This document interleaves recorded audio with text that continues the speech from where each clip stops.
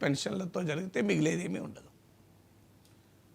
Sir, operation సింధూర్పై అనేక ప్రశ్నల్ని అనుమానాలని ప్రతిపక్షాలు అప్పట్లో లేవనెత్తే పార్లమెంట్లో చర్చించాలని కూడా పట్టుపట్టిన పరిస్థితి. ఇప్పుడు కూడా అదే డిమాండ్ చేస్తే కేంద్రం ఓకే చెప్పింది సార్ చర్చకు.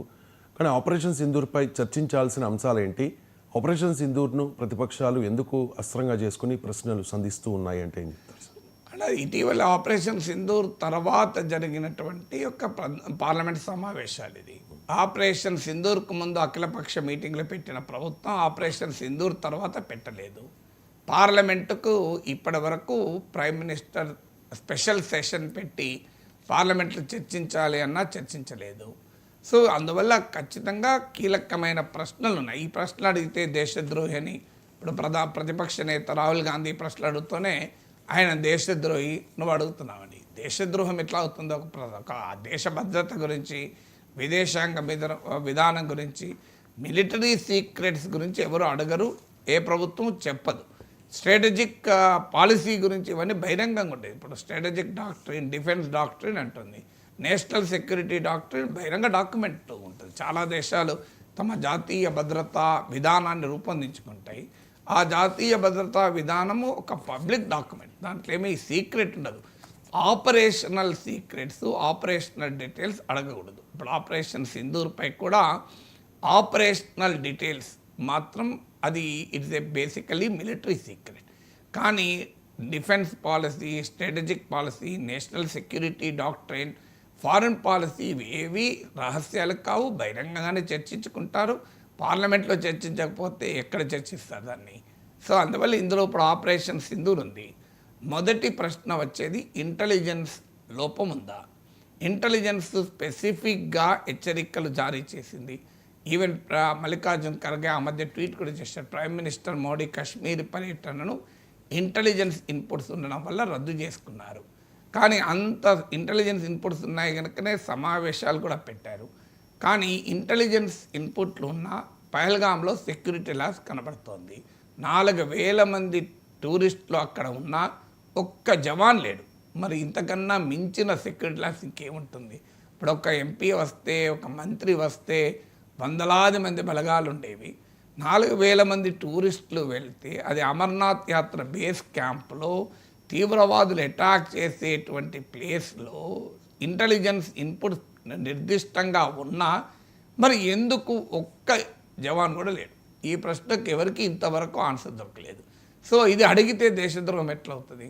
అయ్యా, 4,000 టూరిస్టులు పోయినప్పుడు మన దగ్గరకే చూడండి, చార్మినార్ దగ్గర, మీరు గోల్కొండ దగ్గర చూడండి, పోలీసులు ఉంటారా? కూలి కుతుబ్ షా టోమ్స్ దగ్గరికి పోండి, మీకు పోలీసులు ఉంటారా? కనబడతారు. సో ఎక్కడైనా ఒక టూరిస్ట్ ప్లేస్లో సెక్యూరిటీ ఉంటుంది. అందులో సెన్సిటివ్ ప్రాంతమైన కాశ్మీర్లో, అది కూడా అమర్నాథ్ యాత్రకు రిజిస్ట్రేషన్లు మొదలయ్యాక అమర్నాథ్ యాత్ర బేస్ క్యాంపు, గతంలో తీవ్రవాద దాడులు జరిగిన అనుభవం ఉంది. మరి ఎందుకు భద్రత లేదు అనే ప్రశ్న అనివార్యంగా వస్తుంది. దీన్ని అఖిలపక్ష మీటింగ్లో అమిత్ షానే అంగీకరించాడు. ఏ లోపమో జరిగి ఉండకపోతే మనం ఎందుకు చర్చ అఖిలపక్షంలో కూర్చొని మాట్లాడుకుంటామని అన్నారని కూడా వార్తలు వచ్చాయి. సో అందువల్ల మీకు భద్రత కల్పించడంలో ఎక్కడ వైఫల్యం జరిగింది? కేంద్ర ప్రభుత్వం ఇస్తున్న వివరణ చాలా ఆశ్చర్యకరంగా ఉంది. అసలు ఆ వ్యాలీ, బైసారన్ వ్యాలీ ఓపెన్ అయిందని కూడా టూరిస్టులకు మాకు తెలియదు, రాష్ట్ర ప్రభుత్వం మాకు సమాచారం ఇవ్వలేదు అంటున్నారు. ఆంధ్రప్రదేశ్లో, తెలంగాణలో, హైదరాబాదులో, దేశంలో ఉన్న నలుమూలల్లో ఉన్న 4,000 మంది టూరిస్టులకు అది ఓపెన్ అయిందని తెలిసి వెళ్తే కేంద్ర ప్రభుత్వానికి తెలియకుండా ఉండడం ఏంటి? అంటే టూర్ ఆపరేటర్లకు తెలుస్తుంది, టూరిస్టులకు తెలుస్తుంది, ప్రజలందరికీ తెలుస్తుంది, ప్రభుత్వానికి తెలియదంటే నమ్ముతారు ఎవరన్నా? సో అందువల్ల సెక్యూరిటీ ల్యాబ్స్ అనేది ఖచ్చితంగా రెండవది.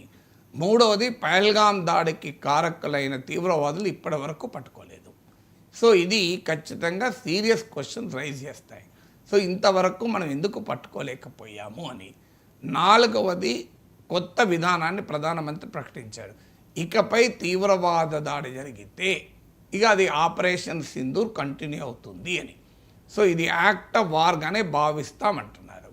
ఇది మరి ఏం జరుగుతుంది? అది నిజంగానే తీవ్రవాద దాడి జరిగితే అసలు మరి మనం మళ్ళీ దాడులు చేస్తే 4 రోజుల దాడులకే అమెరికా దిగి వచ్చింది.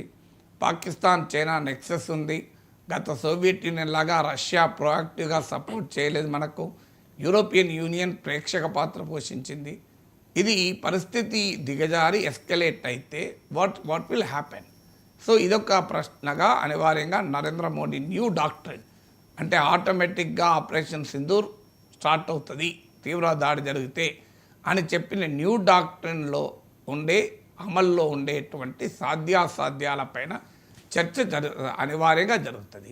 దీంతో పాటు అసలు ఆపరేషన్ సింధూర్ ఎందుకు ఆపారు, ఇది టైమింగ్, పాకిస్తాన్ పైన మనం క్లియర్గా మిలిటరీ సుపీరియారిటీ పొందినాక కూడా, ఎయిర్ సుపీరియారిటీ పొందాక కూడా మరి ఎందుకు ఆపారు, ఇది ఎవరికి అర్థం కాని అంశం.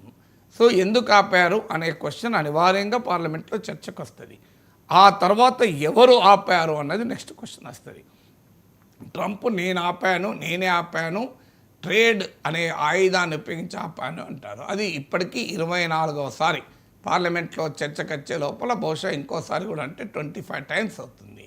ఇన్నిసార్లు ట్రంప్ క్లెయిమ్ చేసుకుంటున్నా ఇప్పటి వరకు నరేంద్ర మోడీ బహిరంగంగా ట్రంప్ను ఉద్దేశించి ఇది తప్పు అని అనలే. ట్రంప్తో ఫోన్లో అన్నాడు అని చెప్పి మీడియాలో లీక్లు ఇచ్చారు. తర్వాత మీకు ఫారిన్ మినిస్టర్ మాట్లాడాడు. కానీ even till today Narendra Modi did not speak directly. అంటే ట్రంప్ 24 సార్లు క్లెయిమ్ చేసుకున్నా ఒక్కసారి బహిరంగంగానే డొనాల్డ్ ట్రంప్ చేస్తున్న వాదన తప్పననొచ్చు.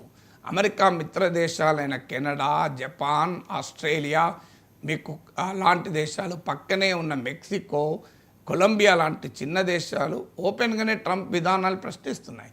సో సౌత్ కొరియా ఇవన్నీ మిత్ర దేశాలే.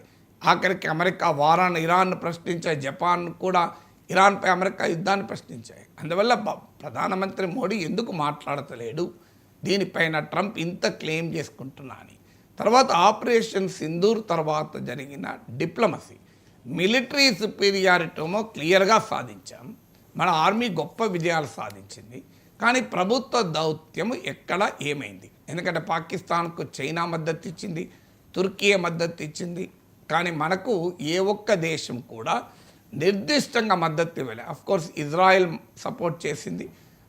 తైవాన్ అది ఒక దేశమా కాదా? భారతదేశ దృష్టిలో దేశమే కాదు.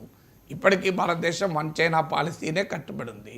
మరి ఎందుకని మనకు ప్రపంచంలో ఒక మేజర్ పవర్ ఇజ్రాయెల్ సపోర్ట్ చేసినామా నిజం, ఎందుకు మనకు సపోర్ట్ చేయలేదు? తర్వాత మనము చైనాకు వ్యతిరేకంగా అమెరికా నాయకత్వంలోని క్వాడ్లో ఉన్నాం.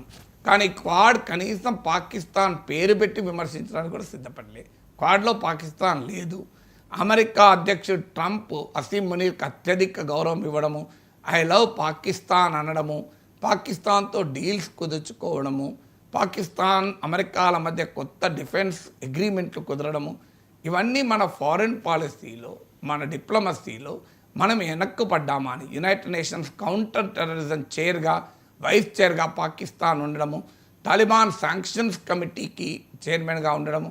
సో పోస్ట్ ఆపరేషన్ సింధూర్ డిప్లొమసీలో భారతదేశం వెనకబడిందా అనేటువంటి ప్రశ్న, అనుమానాలు కలుగుతున్నాయి. బహుశా ప్రభుత్వము ఇటీవల ట్రంప్ అమెరికా ద రెసిస్టెన్స్ ఫ్రంట్ను తీవ్రవాద జాబితాలో మెన్షన్ చేస్తూ నిర్ణయం తీసుకుంది. పార్లమెంట్ సమావేశాల్లో కేంద్ర ప్రభుత్వానికి చాలా ఇబ్బందికర పరిస్థితి రాకుండా ఇది ఒక్క నిర్ణయం ఉపయోగపడుతుంది. బహుశా ప్రభుత్వం దాన్ని చెప్పుకొని డిప్లొమాటిక్గా గెలిచామని చెప్పచ్చు. కానీ ఇంతకుముందు నేను చెప్పిన ఇన్ని ప్రశ్నలు ఉన్నాయి. సో ఈ ప్రశ్నలన్నీ అనివార్యంగా చర్చకు రావాలి. అయితే ఎక్కడ సమస్య వస్తుందంటే భారతదేశ విమానాలు కూలాయా లేదా? ఇది ప్రతిపక్ష అనవసరంగా దీన్ని రాద్ధాంతం చేస్తుంది. ఎందుకంటే యుద్ధం అంటూ జరిగితే విమానాలు కూలుతాయి, విమానాలు కూలకపోతే ఏం కూలుతాయి? సో యుద్ధం అంటేనే విమానాలు. ఇప్పుడు రాఫెల్ మనం కొనుక్కున్నాం, ఏం డిస్ప్లే కొనుక్కున్నామా? అది యుద్ధంలో వాడటానికే కొనుక్కున్నాం. వాడుతున్నప్పుడు ఖచ్చితంగా ఒకటో రెండో కూలుతాయి, కొంపలు మునిగేది ఏమున్నది? దానిపైన బిగ్ పిక్చర్ చూడాలి. బిగ్ పిక్చర్ ఏమో క్లియర్గా పాకిస్తాన్ పైన మనం మిలిటరీ సుపీరియారిటీ సాధించాం. ప్రతిపక్షాలు ఇప్పుడు రాహుల్ గాంధీ దీన్ని కూడా ప్రశ్నించాడు. ట్రంప్ 5 విమానాలు కూలాయి ఇండియా పాక్ వార్లో అన్నాడు. అవి ఇండియాదా పాకిస్తాన్దో చెప్పలేదు. ఇది మీరు చెప్పాలి మోడీ అని రాహుల్ గాంధీ అడుగుతున్నాడు. అసలు ఇది ఎందుకు అడగాలంట నేను? మిలిటరీ క్లియర్గా చెప్పింది యుద్ధంలో నష్టాలు జరుగుతూ ఉంటాయి, కానీ ఓవరాల్గా మనం ఏం సాధించామన్నది ముఖ్యమని even chief of defence staff సింగపూర్లో రివీల్ చేశాడు. ఇది ఒక క్వశ్చన్. దేశ మీడియాకు, దేశ పార్లమెంట్కు, దేశ ఆల్ పార్టీ మీటింగ్లో చెప్పకుండా ఒక విదేశీ గడ్డ పైన విదేశీ మీడియాతో మన మిలిటరీ ల్యాప్సెస్ను చీఫ్ ఆఫ్ డిఫెన్స్లో చెప్పాడు. అది అభ్యంతరకరం ఖచ్చితంగా. ఎందుకంటే మొదలు పార్లమెంట్ చెప్పాలి కదా, ఇక్కడ చెప్పడానికేమో పార్లమెంట్లో అడిగితే దేశద్రోహం అంటున్నారు. మరి అక్కడ ఫారిన్ న్యూస్ మీడియా ఎందుకు చెప్పాను, మేము మొదటి రోజు కొన్ని ఇబ్బందులు పడ్డాం, తర్వాత దాన్ని సవరించుకున్నామని చెప్పారు. ఇదే మన పార్లమెంట్లో అడుగుతున్నామో దేశద్రోహం అవుతుంది. మరి చీఫ్ ఆఫ్ డిఫెన్స్ ఎలా చెప్పాడు ఫారిన్ సాయిల్ పైన, ఫారిన్ మీడియాతో అడగచ్చు. కానీ ఎన్ని విమానాలు కూలాయని అడగడంలో అర్థమే లేదు. ఎన్నోని కూలుతాయి, కూలవు, అది పెద్ద ఇది ఇమ్మెటీరియల్ కదా. సో అందువల్ల ఈ ప్రశ్న వల్ల ఏమవుతుంది, చూడు మీరు మోడీ మాట వినరు, ట్రంప్ మాట వింటారు. మోడీ పక్క పెట్టండి, ఇండియన్ ఆర్మీ మాట వినరు, పాకిస్తాన్ మాట వింటారు, ట్రంప్ మాట వింటారని కంప్లీట్గా డైవర్ట్ అవుతుంది. అందువల్ల అపోజిషన్ ఏది నిర్దిష్టంగా ప్రభుత్వాన్ని ఇరకాటంలో పెడతాయో అడగాలి తప్ప తాము ఇరకాటంలో పడే ప్రశ్నలు అడిగితే మాత్రం బీజేపీ పెద్ద ఎత్తున పార్లమెంట్లో అటాక్ చేస్తుంది. ఒక మళ్ళీ దేశభక్తి, జాతీయత అనేటువంటి నరేటివ్ ముందుకొచ్చి అపోజిషన్ యాంటీ నేషనల్ అంతానికి ఉపయోగపడుతుంది. Genuine legitimate questions on operation Sindoor should always be asked in parliament.